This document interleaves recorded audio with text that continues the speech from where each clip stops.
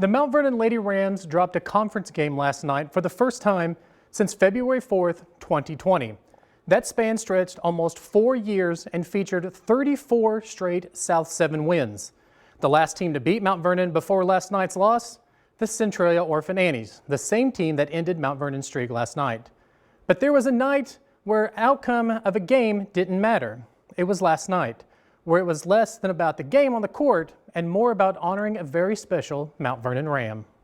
Bryan Reynolds went to high school at Mount Vernon. He graduated about 10 years ago. Bryan didn't meet an enemy. He liked everybody. He gave everybody a chance. He was loyal. What you see is what you got. And he was just a truly genuine person. There's a saying when you go to Mount Vernon Township High School, once a Ram, always a Ram. And Bryan was every bit of that statement. Perhaps other than his family and friends, Bryan loved being a Mount Vernon Ram. But if you'd asked him, he would have told you he doesn't see the difference between the three.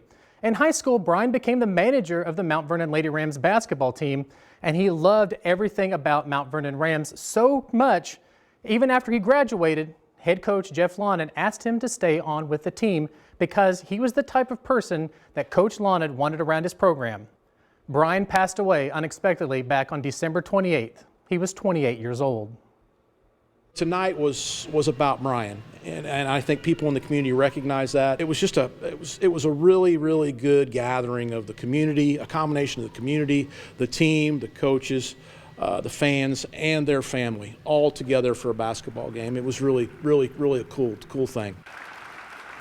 Bryan was honored by the fans, the team that loved him, and the community that he loved as well.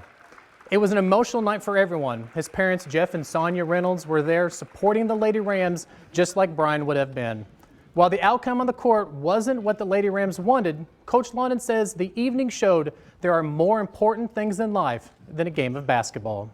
We're never going to close the book on his memory. We're always going to tell stories about Bryan. Bryan's memory in Lady Ram basketball will always remain. You know, I've got a picture of him on my desk right now that's going to stay there till the day I retire. We're going to keep his memory alive as much as we possibly can around here.